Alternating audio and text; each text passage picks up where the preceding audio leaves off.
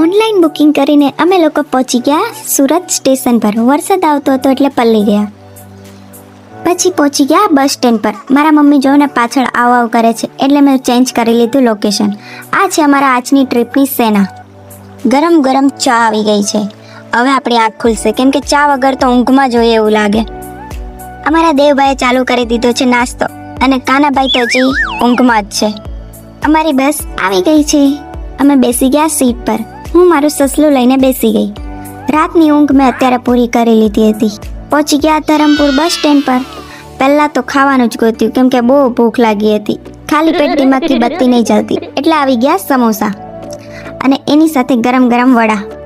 અમે લોકોએ આશ્રમ પર જવા રિક્ષા બાંધી લીધી છે. આટલા જ નહીં, હજી પાછળ વાનર સેના બેઠી છે. પહોંચી ગયા અમે આશ્રમ પર. શું તમને ખબર છે આ કયું આશ્રમ છે? મને કોમેન્ટમાં કહેજો. અમે ઓનલાઈન બુક કરી લીધા છે પાસ લઈને અમે લોકો તૈયાર થઈ ગયા ટ્રીપ પર જવા.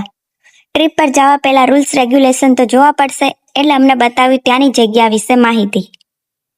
બેસી ગયા છીએ અમે બગીમાં. આ બગી એટલી શાંત છે ને કે કાંઈ પોલ્યુશન નહીં, કોઈ અવાજ નહીં, બહુ શાંતિ છે. અહીંયા તો અલગ અલગ ટાઈપના ફૂલ છોડ હતા. અહીંયા સ્પેશિયલ બધા શાંતિ લેવા માટે આવે છે, શાંતિથી બેસવા. અરે આમાં તો દેખાતી જ નથી. આઈ રે અમારા દેવભાઈ પાસે કરાવીએ છીએ અમે મજૂરી કામ. પહોંચી ગયા અમે પ્રતિમા પાસે. કેટલી વિશાળ ગાય છે. પછી તો ઠંડા પાણીથી મોઢું ધોઈને માઇન્ડ ફ્રેશ કરી લીધું. તમે લાઈફથી કંટાળી ગયા હો અને શાંતિ લેવી હોય તો એકવાર આ જગ્યા પર જરૂરથી વિઝિટ કરજો. અમે જઈએ છીએ નેક્સ્ટ જગ્યા પર, એ બતાવીશ નેક્સ્ટ બ્લોગમાં. આ વિડીયો ગમે તો લાઇક, શેર એન્ડ સબસ્ક્રાઇબ. જય શ્રી કૃષ્ણ. રાધે રાધે.